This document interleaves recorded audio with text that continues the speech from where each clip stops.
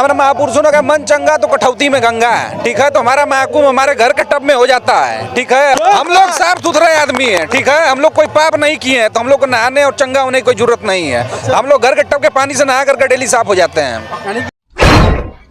27 का चुनाव है, इसमें क्या होगा और दिल्ली के चुनाव में क्या रणनीति बन रही है उस पर भी बात करने के लिए मौजूद है। बहुत बहुत स्वागत है आपका। सीधे बातचीत करते हैं सीधे अनुज कुमार जी से। बहुत स्वागत है जी। मैं सबसे पहले आपके चैनल को धन्यवाद करना चाहता हूँ और आज बहन जी के 69वें जन्मदिन पे बहुत ढेर सारी बधाई और शुभकामनाएं देना चाहता हूँ। पिछले दिनों आप लोगों ने एक आंदोलन किया था अमित शाह को लेकर के कि अमित शाह माफ़ी मांगो, लेकिन अभी तक अमित शाह ने माफ़ी नहीं मांगी और वो उनका कहना होता है कि मेढक जैसे टटर करता है बरसात आते ही, ऐसे एक मौका मिलेगा और टटराने लगेंगे, फिर सब कुछ शांत हो जाएगा। माफ़ी नहीं मांगी, सब कुछ शांत हो गया जी। तो माफ़ी नहीं मांगी तो वो दौर था माफ़ी मांगने का। अब हम लोग की मांग सीधे है कि उन्हें इस्तीफा देना है। हम लोग यही चाहते हैं कि जल्द से जल्द इस्तीफा दे दें, क्योंकि अभी हम लोग आंदोलन पे आए नहीं, अभी क्रमिक तरीके से चल रहा है।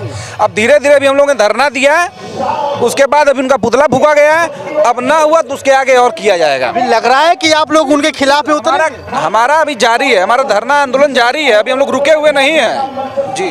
मैं मानता हूँ कि हमारे महापुरुषों ने कहा मन चंगा तो कठौती में गंगा है, ठीक है। तो हमारा महकुम हमारे घर के टब में हो जाता है, ठीक है। हम लोग साफ सुथरे आदमी हैं, ठीक है। हम लोग कोई पाप नहीं किए हैं, तो हम लोग को नहाने और चंगा होने की कोई जरूरत नहीं है। हम लोग घर के टब के पानी से नहा करके डेली साफ हो जाते हैं। यानी कि आप लोग यहीं पर जो है कि शांति। बिल्कुल बिल्कुल बिल्कुल ऐसा ही क्या हो रहा है वहाँ पे।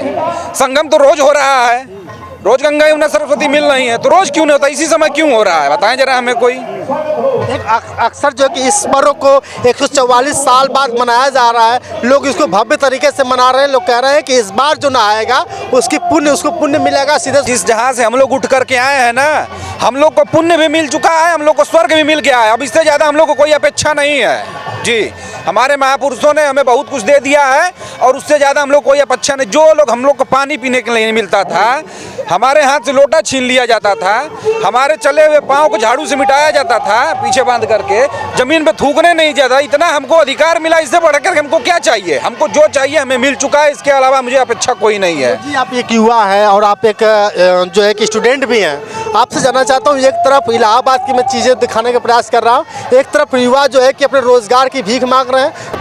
देखिए, युवाओं के प्रति बढ़ाना जरूरी है। आप देख लीजिए, अपने देश को देख लीजिए और किसी अन्य देश को, अमेरिका को देखिए आज कहाँ है, चीन आज के डेट में कहाँ है। तो कहीं ना कहीं वो भगवान और मंदिर के पीछे नहीं भागते, वो शिक्षा के पीछे भागते हैं और आज उनका डेवलपमेंट और देश में वो अपना नाम रोशन कर रहे हैं। कहीं ना कहीं अगर हमारे लोग मंदिर में जाएंगे तो कुछ उससे मिलने वाला नहीं है। जिसका भला हो रहा है उसका दिन पर दिन भला होता जा रहा है, लेकिन मैं पढ़ूंगा नहीं, लिखूंगा नहीं, हमें शिक्षा नहीं मिलेगी, हमें नौकरी नहीं मिलेगी, तो हम कहाँ के होंगे।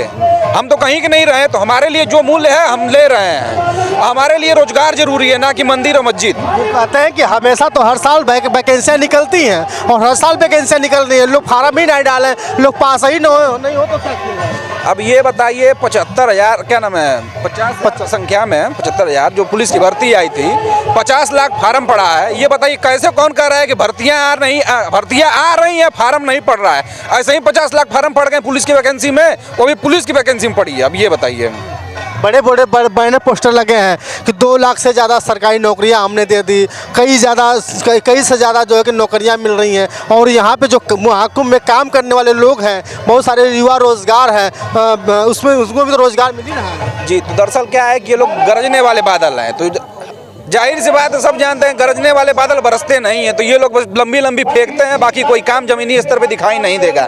जो काम दिखाई देता है बहन जी की सरकार में दिखाई जाता है।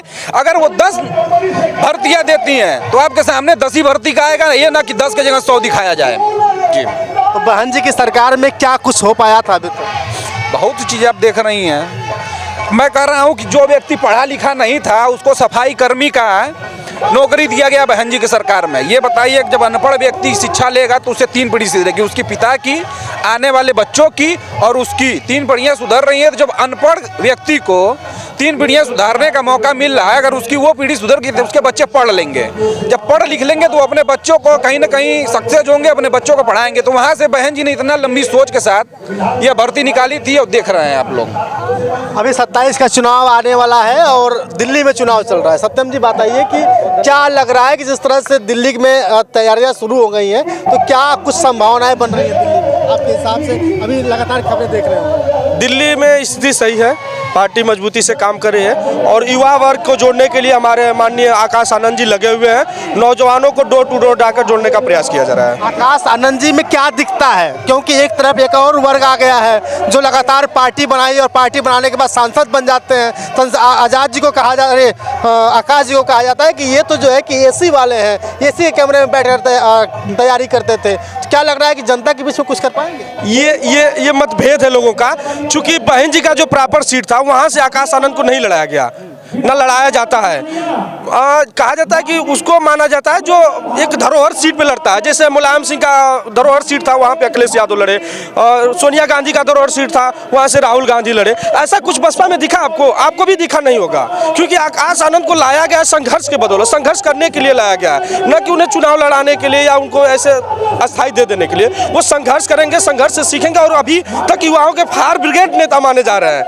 हाँ, एकदम फायर ब्रिगेड। उनको अपने दिल से लोग मानना शुरू कर दिए नौजवान, क्योंकि उनके अंदर जो गुण है वो निस्वार्थ भाव का है। पार्टी लेवल से बहन जी कहते हैं कि आज आपको अस्थायी रूप से काम करना है तो अस्थायी रूप से काम करना, कि किसी और की तरह छोड़कर चले जाना या पार्टी के विरोध में बातें करना नहीं। अगर बहन जी आज कहते हैं कि आकाश आनंद आपको बैठकर पार्टी में बस काम करना है शून्य लेवल पर, तो शून्य लेवल पर काम करने के लिए तैयार रहते हैं और तत्पर रहते हैं, ईमानदारी से काम भी करते हैं। ये उनके अंदर गुण है। क्या लगता है कुछ कर पाएंगे, बसपा को मजबूत कर पाएंगे? जी एकदम एकदम। नौजवान जो थोड़े मोड़े इधर उधर हो गए थे, उनको जोड़ने के लिए आकाश आनंद बहुत काफी है। एक तरफ युवाओं के धड़कन को कहा जाता है कि एक युवा है चंद्रशेखर आज़ाद, युवाओं के धड़कन माने जा रहे हैं, और जिस तरह से वो जमीन पर चल करके प्रयास किया था, बताया जा रहा है कि एक अमिट थी जब माननीय कांशीराम साहब जमीन पर चल करके लोगों के बीच में जाते थे, और उन्हीं की तरह से राहुल जी भी चल रहे हैं, अखिलेश यादव भी निकल पड़े हैं। तो क्या लग रहा है कि आज आकाश आनंद की वजह से कुछ हो पाएगा? जी बिल्कुल होगा, क्योंकि इसलिए होगा कि आकाश आनंद एक युवा और पढ़ा लिखा लड़का है, ठीक, और हम लोग के एक गुड लीडर हैं। कहीं ना कहीं उनके आने से हम युवाओं के प्रति इतनी जोश आ गई है, इतनी जोश आ गई है कि युवा आज क्षेत्र में, आज धरती पे उतर करके, ग्राउंड पे उतर करके आज अपने पार्टी के लिए और अपने आप के लिए प्रति काम करना शुरू कर दिया है। और कहीं ना कहीं मुझे लगता है कि आगे आने वाले समय में अपने पार्टी को मजबूत करने का युवा काम जरूर करेगा। जी बिल्कुल। आप पार्टी को मजबूत करने के काम कर रहे हैं। एक तरफ चर्चा ये है, लोगों को बताया जा रहा है कि जो बसपा है, बहुजन समाज पार्टी जो है कि ये बीजेपी की बी टीम बताई जा रही है। एक तरफ कहा जा रहा है कि जहां बहन कुमारी मायावती जी को लगता है कि नहीं कि हराना है, वहां बीजेपी अपने प्रत्याशियों को उतार देती है और बहन कुमारी जी वहां से हाथ अभी आपको बता दूं कि अभी बीते कुछ दिन पहले चुनाव हुआ, जिन्होंने सेकंड पार्टी इन्होंने दिखाया कि नहीं संविधान मेरे खतरे में है, ठीक, लेकिन ऐसा कुछ था नहीं, संविधान मेरा खतरे में था नहीं। मेरे लोगों से डाइवर्ट किया गया था कि मेरा संविधान खतरे में है, लेकिन आपको पता है कि ये देश चलता है संविधान के रूप से, देश चलता है संविधान के सिस्टम से, और हमेशा संविधान के सिस्टम से चलेगा ही। लेकिन मेरे लोग डाइवर्ट हो चुके थे, लेकिन अब ऐसा होने वाला नहीं है।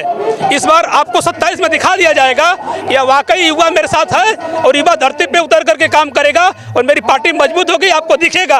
27 में किस तरह से युवा तैयारी कर रहा है? 27 में युवा इस बार जाकर डोर टू डोर और अपने भविष्य को अपने लोगों को दिखा रहा है कि ये मेरे लोग हैं, और कहीं ना कहीं जब तक हम सत्ता में आएंगे नहीं तब तक जाकर के अपने आप को मजबूत कर नहीं पाएंगे। तो अपने आप को मजबूत करने के लिए सत्ता में आना पड़ेगा।